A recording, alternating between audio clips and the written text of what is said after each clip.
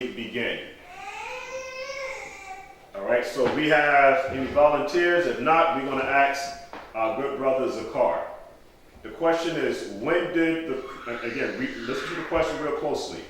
When did the creation year initially begin? According to Scripture. The year over. When? First day. Right. When did the creation year initially begin? All right. So, any sisters want to volunteer? When did the creation year initially begin? Or when did the creation month initially begin? In the spring. Okay, we have the spring. So, okay, in the spring. Now, when did the new year begin? 7th month. They're going to be 7th month. I say the 7th month. So, okay. First question you just answered. Okay, so the creation year began in the 7th month. You're absolutely correct. It began in the 7th month. And when did the new year begin? The new year began in spring. And we're going to prove some of this in Scripture here. Because again, we must make sure that we understand the salvation plan. If we can't understand the salvation plan, you know what? We might be in a little bit of trouble here. So we must make sure that we understand the blueprints first. So the answer to question number 1, let's go to the book of Bereshit, the 1st chapter, verse 2. All right, we're going to answer the question. We're going to start at first, verse 1. It says, in the beginning, Elohim created the heavens and the earth. And the earth now was without form. Void and darkness was upon the face of the deep, and the Ruach of Elohim moved upon the face of the waters. So in the beginning now, there was Tohu and Bohu. All right? So the creation now started in darkness. It started in darkness. But there's still some who believe that, you know what, the day begins, because it says the word yom, some believe that the word day means daylight. But forgetting that the creation started in darkness, this is where the process happened, and then the Father says, let there be light. So there was existence at this point. It became manifested in this part here. So what I'm trying to share here now is that 2 halves, this half, which is going to be called darkness, and this half is considered light. These 2 halves come together, makes a whole.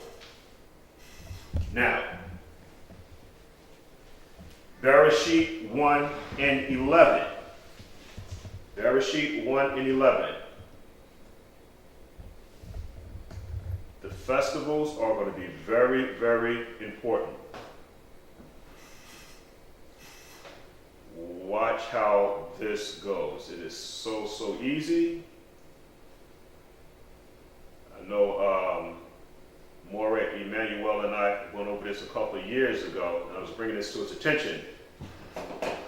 Watch this now. And Elohim, this is verse 11. And Elohim said, let the earth bring forth grass, and the herb yielding seed, and the fruit tree yielding fruit after his kind, whose seed is in itself upon the earth, and it was so. And the earth brought forth grass, herb yielding seed after his kind, and the tree yielding fruit, whose seed was in itself after his kind. And Elohim saw that it was good, and the evening and the morning was the 3rd day. Now, the Hebrew word for grass is deshe, or deshah. Watch this. That word in Hebrew means grass, new grass, green herbs, vegetation. It means young. All right? Watch how this goes here. The word herb is the Hebrew word esed. It means esed. It comes from an unused root meaning to glisten, to be green. Herb, herbage, grass, green plants. Now, watch this. When did all of this greenery appear? Gotta figure out the spring It began, let's say, we're going to do it like this. We have the spring, we have the summer, we have the fall, we have the winter. Prior to getting to verse 23, creation had already started. It didn't start in the spring. It started before the spring. The Hebrew words grass in the seb means to become green. So the process started before the spring. If it started before the spring, what season are we in before the spring? We're either in the fall because we have the rainy season. We know nothing grows in the winter, all right? Things began to grow or to blossom somewhere around maybe this point here as the spring is coming in. So if the creation story now started before the spring, the question then becomes that when did the creation stories begin? Is everybody following me? No? Maybe? Okay, because that became really interesting because we have the word grass and we have the word yielding. And it's talking about new growth. Again, this is new growth. This is vegetation in the whole 9 yards. So all these things must be in play before man comes into existence. He needs to eat something. But prior to that, it's sharing with us that life began where? Anybody know where life began? According to the Genesis story? Right, it talks about the waters, right? Everybody's familiar with the Genesis account, right? In the waters. All right, I guess everybody just have to read that over again for themselves. But life began in the waters. Just read the whole Genesis story. We don't have time to go through all of that today. And then it says now, the question was, now when did the new year begin? If you go to the book of Shemot, the 12th chapter, verses 1 and 2, I read that right quick, and it says, And the sovereign spoke unto Moses and Aaron in the land of Egypt, saying, This month shall be unto you the beginning of months. It shall be the first month of the year to you. Now, get back up again. Now, it says the beginning of months. What actually brings in the seasons? The sun, or the Shamash, brings in the seasons. All right? Some people are going with the word month. They say that, but the word month and the word moon. The word moon, anybody knows what the Hebrew word for moon is? Yahuah. Yahuah, hallelujah. But we have in Hebrew, we have the word Kodesh. But the word Kodesh just means month. But the word moon means Yahuah. And the word Kodesh, anybody know what the word Kodesh means? Set apart. So, my argument here now is that when you read the Hebrew scriptures now, when it says this is the beginning of months, it doesn't say the word Yahuah. Okay? It says the word Kodesh. And the word Kodesh actually means something that's set apart, something that is new. All right, how many doing with time? Because I can't, because we have a lot of information here, and I just want to make sure that this is going to take some time, because we're about to get into some real stuff here, because we're only touching the surface right now. The calendar is so important. Okay, the calendar is so important is because we become accustomed to using the Gregorian calendar. So when the Father is talking to Moshe here in Exodus, the 12th chapter, might as well stay up. When the Father is speaking with Moshe in Exodus, the 12th chapter, everybody understands that he's not using a Gregorian calendar, right? Everybody understands that. Prior to the Gregorian calendar, anybody know what calendar was being utilized?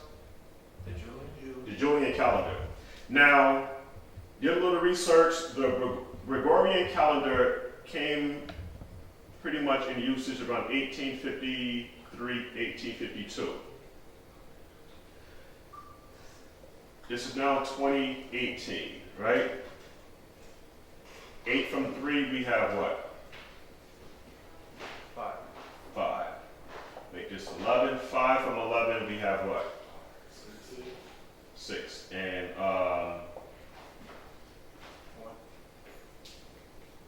that's not right. That's not right.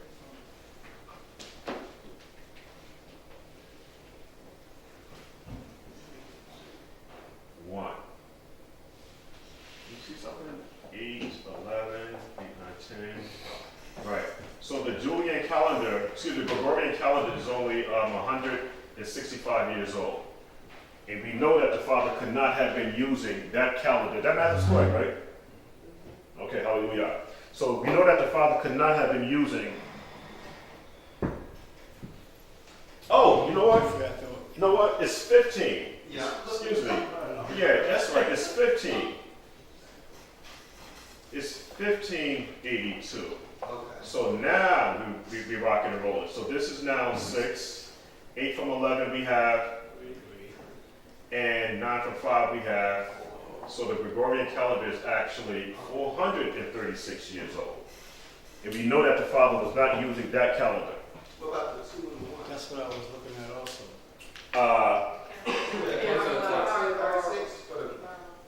Yeah, he just borrowed, he didn't cross it out. Oh, right, yeah, right, yeah. right. Yeah, that's what it is. Yeah. It threw me off too. Yeah, Yeah. yeah. Now, in relation to the Father's Moedim, what is the adversary's main objective? What is that he's trying to do? Because we're talking about the Moedims here, the Father's feast days.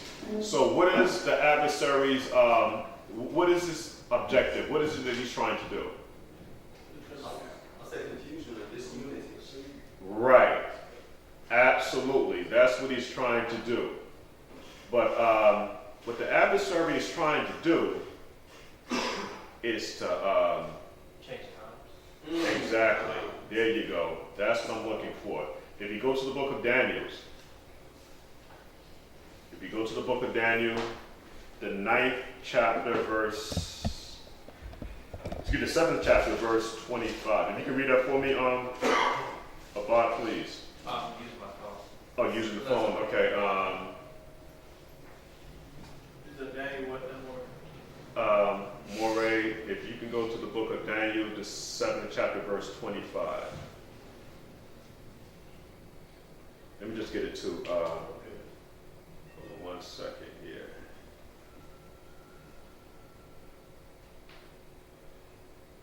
Daniel, the 7th chapter. Okay, Moray, you're ready. And he shall speak great words against the Most High, and shall wear out the saints of the Most High, Mm-hmm. and think to change time and laws, and they shall be given into his hand until a time and a dividing of time. Okay, so the first time that we see here that's made mention is the Strong's number 2166, and that word times, we have the word zaman, and it means a set time. So the adversary is trying to change the set time. It has time, and it also has the word season. Anybody know what the word season is in Hebrew word for season? Moedim. Hallelujah. My brother's listening. Hallelujah. Very good. We have another word for time, singular, and that's the Strong's number 5732, and that word is Adon. I-D-A-N, Adam. So what the adversary is trying to do, he's trying to change the time, he's trying to change the set time and the year. So if the adversary now can actually if he can actually now keep us off track with the Father's festivals, which is the Father's salvation plan, he's almost pretty much won the race already. So again, it's very important for us to understand the festivals of the Father of Yahuah, and also too is that Zakar shared some information with me. I didn't even let him know, but he shared some information with me about a week ago, and I'm going to be bringing that to the congregation's attention. in regards to the feast days, because that's very, very important. So again, the goal of the adversary is to change the set time or the appointed time that the Father has set up. I don't quite remember, but Moray, you said that how many was it, 6 years that was added to the calendar? 5 years that was added to the calendar? Right. Okay, so we know that the adversary is doing that. He had this daylight savings time and all this other stuff, the leap years, and we have some of the Jewish people that are doing like the leap year and the extra 13th month and all of that stuff there. So those things we're talking about. Right, the Gregorian was set back 5 years. The group was set back 5. So what we call it today, 2018, is technically 2013. 2013. Okay, all right, hallelujah. Quicker, would that affect when we came over here, or does it still line up as far as for the 400? For they're saying they're commemorating us being here 400 years. So did that, when he's talking about them setting it back 5 years, does that play into that, or it doesn't really affect that? It doesn't affect it. Okay. Okay, anybody knows who the saints of the Most High are? Yes. Because it's talking about in Daniel the 7th chapter, verse 25. Because again, everything that we're reading so far is personal. So I just want to make sure that everybody understands who the saints are. And so we can go to the book of Psalms 50 and 5, please, if we can have Moray to read that for us, please. Okay. Psalm what word? Psalms 50 and 5. Okay. I'm changing Bibles. Oh, okay. Okay, yeah, we gotta get rid of that the New World Translation and that new revised edition. So, in the King James Version. Yeah. Psalms 55. Tehillim 50 verse 5. Mm-hmm. Gather my saints together unto me, those that have made a covenant with me by sacrifice. Hallelujah. So that's pretty much self-explanatory, right? We don't have to go to those super breakdowns for that there. Let's go to one more, just in case there's any doubt. The book of Devarim, the 33rd chapter, and I want my Isha to read that one. Book of Deuteronomy, the 33rd chapter, verses 2 through 3. Deuteronomy 33, 2 through 3. And he said, Yahuah came from Sinai and rose up from Seir unto them. He shined forth from Mount Paran, and he came with 10,000 of saints. From his right hand went a fiery law for them. Yea, he loved the people. All his saints are in thy hand, and they sat down at thy feet. Everyone shall receive of thy words. Hallelujah. Hallelujah. Very good. Very good. The book of Matthew 24:31. Matthew 24:31. If we can have our good brother Zabud to read that, please. Book of Matthew, the 24th chapter, verse 31.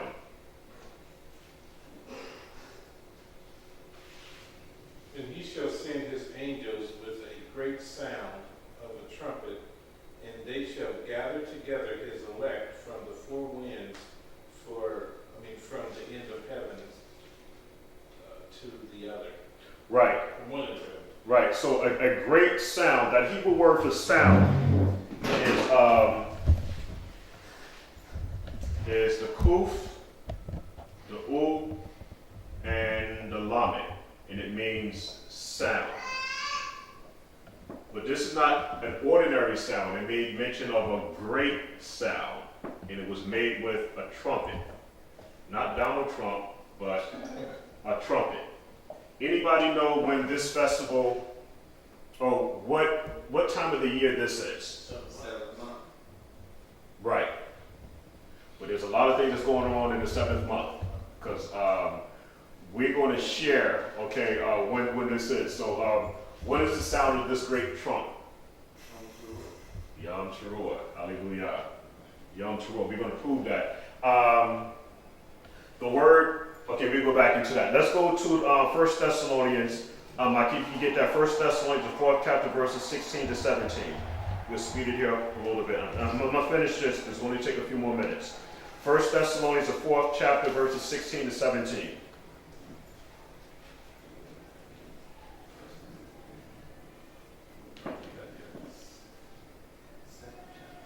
Yeah, 1 Thessalonians, the 4th chapter, verses 16 to 17. And it reads, For Yahuah himself shall descend from Shemayim with a shout. Okay, with a shout. Go ahead. With the voice of the archangel, and with the trump of Elohim, and the dead in Mashiyach shall rise first. Right. Anybody know what festival this is?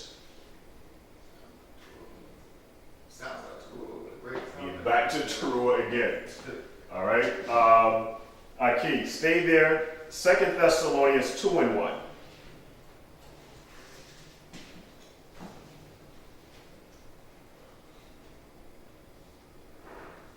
Yes. Oh. Yes. I mean, what? Yes. Okay. 2 Thessalonians. Yeah, 2 and 1. This word right here is going to be very, very important. Now we beseech you, brethren, by the coming of our Master, Yahusha HaMashiach, and by our gathering together unto him. That's 2 and 1. Yep. Read it again one more time for me, please. Now we beseech you, brethren, by the coming of our Master, Yahusha HaMashiach, and by our gathering together unto him. So the gathering, now is talking about the congregation, the convocation, but the word that I want to capitalize on here is the word shout. That was mentioned in 1 Thessalonians, the 4th chapter, verses 16 to 17. Anybody know what the Hebrew word for shout? Because the Mashiyach is coming from Shamayim with a great shout. We have the Strong's number 8643, and it brings us right back to Teruah.